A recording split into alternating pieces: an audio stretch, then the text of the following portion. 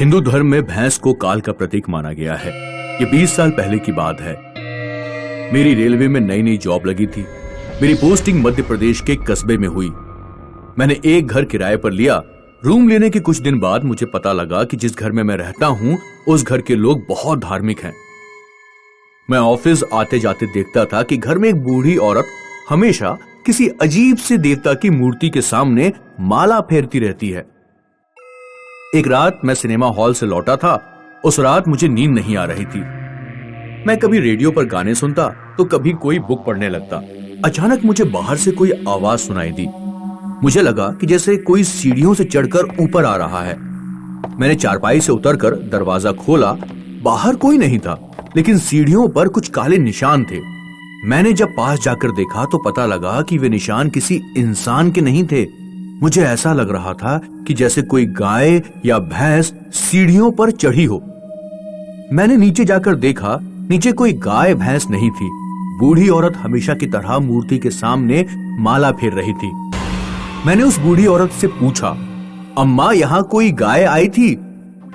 बुढ़िया माला फेरने में व्यस्त रही और उसने कोई जवाब नहीं दिया। उस पूरी रात मुझे नींद नहीं आई। अगले दिन जब मैंने ऑफिस में पिछली रात की घटना शुक्ला जी को बताई तो उन्होंने तो मुझे डरा ही दिया। क्या तुमने ठीक से निशानों को देखा था? कहीं वो भैंस के तो नहीं थे? हाँ, लग तो किसी जानवर के ही रहे थे। मुझे तो लग रहा है कि तुम जिस घर में रह रहे हो वहां काल का साया मंडरा रहा है। उस रात में घर पहुंचा तो मैंने सीढ़ियों के निशान दोबारा देखने चाहे, लेकिन सीढ़ियों पर कोई निशान नहीं था। शायद किसी ने पोंछा लगाकर उन्हें साफ कर दिया था। कुछ दिनों तक ऐसी कोई आवाज सुनाई नहीं दी, लेकिन फिर एक रात तो हद हो गई। मेरे रूम के दरवाजे पर कोई जोर जोर से धक्का मार रहा था। बाहर से किसी सांड जैसे बड़े जानवर के चिल्लाने की आवाज आ रही थी। मैंने महसूस किया कि दरवाजे पर भैंसा अपने सींग मार रहा है। मेरा जिस्म ठंडा पड़ गया। मेरी नजर रूम की खिड़की पर गई। मेरे रूम में एक खिड़की थी जो पीछे गली में खुलती थी। मैं खिड़की से कूदकर गली में पहुंचा और शुक्ला जी के घर भागा।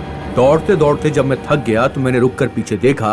एक भयानक भैंसा जिसके बड़े बड़े खून से सने हुए सींग थे मेरी तरफ दौड़ता चला आ रहा था। पास में ही एक पीसीओ था, लेकिन मैंने एक बेवकूफी ये की थी कि मैंने अपनी फोन डायरी रूम में ही छोड़ दी थी और मुझे शुक्ला जी का टेलीफोन नंबर याद भी नहीं था। पेड़ के करीब पहुंचकर मैंने कूदकर एक टहनी पकड़ी और अपना पूरा शरीर पेड़ पर खींच लिया। भैंसे के नुकीले सींग पेड़ के तने में जा धंसे और कुछ देर बाद भैंसा पीठ के बल जमीन पर गिर पड़ा। मैंने आओ देखा ना ताओ सीधा शुक्ला जी के घर जा रुका। शुक्ला जी और मैं मोटरसाइकिल से वापस उसी जगह पहुंचे जहां भैंसा था। एक आदमी भैंसे के सींगों को पेड़ के तने से बाहर निकालने की कोशिश कर रहा था। शुक्ला जी अपने साथ हमेशा एक रस्सी लेकर चलते थे। उन्होंने पहले तो आदमी को पकड़कर उसके हाथ पैर बांध दिए और फिर भैंस की टांग बांध दी। शुक्ला जी ने उस आदमी को खूब डराया तो उसने सच उगल दिया। वो काला भैंसा उस आदमी ने उस बुढ़िया को किराए पर दिया था जिसके घर में रहता था। हम जानते हैं कि हिंदू धर्म की मान्यता के अनुसार व्यक्ति को मृत्यु के समय यमराज के काले भैंसे पर बैठकर उसकी आत्मा उसे लेने आती है। उस धार्मिक बुढ़िया ने अपने मन में एक भ्रम या विश्वास पैदा कर लिया कि अगर काला भैंसा उसके घर से किसी और की आत्मा को ले जाए तो वो मरेगी नहीं और अमर हो जाएगी। मुझे हकीकत जानकर पहले क्रोध आया, लेकिन फिर हंसी आई। मैं चाहता तो उस बुढ़िया की पुलिस स्टेशन पर जाकर रिपोर्ट लिखवा सकता था, लेकिन मैंने ऐसा करना गैर जरूरी समझा और अगले दिन उस घर से अपना सामान निकालकर दूसरे घर में शिफ्ट हो गया। आज ये घटना जब मैं किसी को सुनाता हूँ तो लोग आपकी तरह हंसते हैं। जानकर हैरत होती है कि विश्वास लोगों से किस किस तरह के काम करा सकता है। ज्योति नोएडा की एक सॉफ्टवेयर कंपनी में काम करती थी। आज उसकी शादी की पहली सालगिरह थी। 1 साल पहले ही रवि से उसकी शादी हुई थी। डार्लिंग, मैं तुम्हारे लिए क्या गिफ्ट लेकर आऊं? किसी गिफ्ट की जरूरत नहीं। मेरा सबसे बड़ा गिफ्ट तो तुम हो। कोई न कोई गिफ्ट तो मैं जरूर लेकर आऊंगी। उस रात ज्योति ऑफिस से लौटते समय एक गिफ्ट शॉप पर रुकी। ज्योति ने बड़ा सा गिफ्ट खरीदकर कार में पीछे वाली सीट पर रखा और ड्राइविंग सीट पर बैठ तेजी से कार चलाने लगी। अचानक बीच रास्ते में उसकी कार बंद हो गई। अब इसे क्या हो गया? ज्योति ने देखा कि पीछे वाली सीट पर रखा गिफ्ट हिल रहा है। जब कार बंद है तो ये गिफ्ट कैसे हिल रहा है?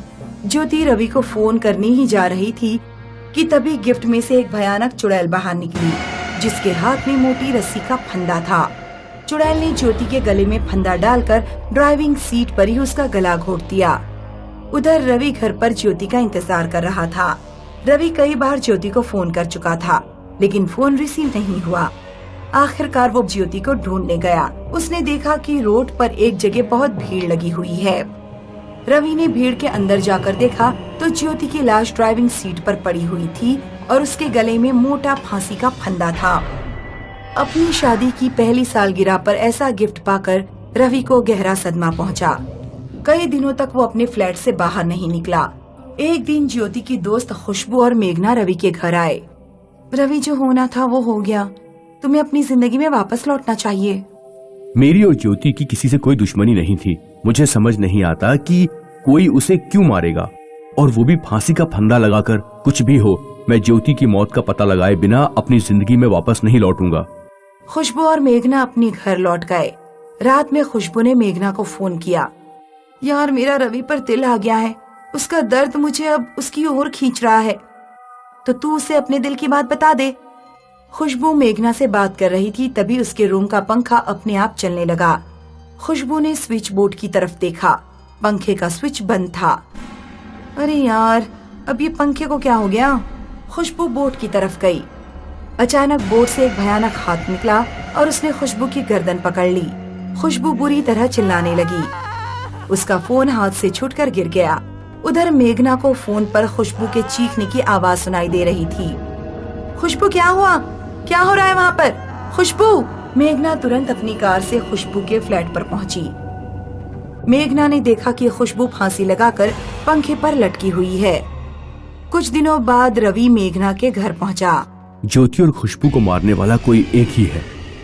दोनों के गले में फांसी का फंदा मिला है और हम जानते हैं कि दोनों ने सुसाइड नहीं किया है। अगला नंबर तुम्हारा हो सकता है मेघना, कि तुम तीनों बहुत पहले से एक दूसरे की दोस्त हो। मुझे बताओ, क्या शादी से पहले तुम्हारी ज्योति और खुशबू की लाइफ में कुछ ऐसा हुआ था जिसके बारे में मुझे नहीं पता है? मेघना रोने लगती है। बताओ मेघना, क्या हुआ था, बताओ। ये कॉलेज टाइम की बात है।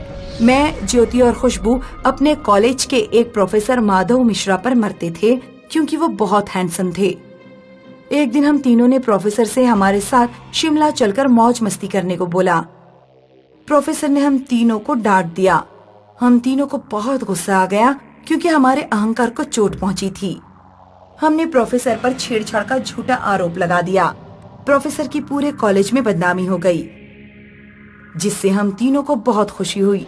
लेकिन कुछ दिनों बाद खबर आई कि बदनामी से परेशान होकर प्रोफेसर और उसकी पत्नी ने फांसी लगा ली। मुझे डर है कि प्रोफेसर या उनकी पत्नी की आत्मा ने ज्योति और खुशबू को मारा है। मुझे बहुत डर लग रहा है रवि। मैं अपनी गलती पर बहुत शर्मिंदा हूँ, पर अब मैं क्या करूँ, मुझे कुछ समझ में नहीं आ रहा।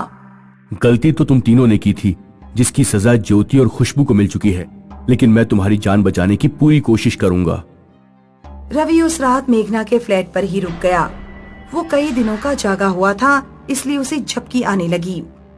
मेघना बाथरूम में वॉश बेसिन के सामने खड़े होकर ब्रश कर रही थी। उसने देखा कि वॉश बेसिन की टंकी से अपने आप पानी निकल रहा है। मेघना ने टंकी को बंद करने की बहुत कोशिश की, लेकिन उससे पानी निकलना बंद नहीं हुआ। मेघना ने सामने लगी मिरर में देखा कि उसके पीछे प्रोफेसर की पत्नी की आत्मा खड़ी है। मेघना चीख पड़ी। उसकी चीख से रवि की नींद खुल गई। रवि जब बाथरूम में पहुंचा तो उसने देखा कि भूतनी ने मेघना का सिर वॉश बेसिन में डुबा रखा है और मेघना सांस लेने के लिए तड़प रही है। रवि भागकर स्टोर रूम में गया और मिट्टी का तेल और कुल्हाड़ी उठाकर बाथरूम की तरफ भागा। रवि ने कुल्हाड़ी से भूतनी की गर्दन काट डाली और फिर उसके सिर और धड़ में मिट्टी का तेल छिड़ककर आग लगा दी। इस जन्म में जा रही हूँ, लेकिन अगले जन्म में तेरे पास आऊंगी, वापस आऊंगी। इतना कहकर चुड़ैल गायब हो गई।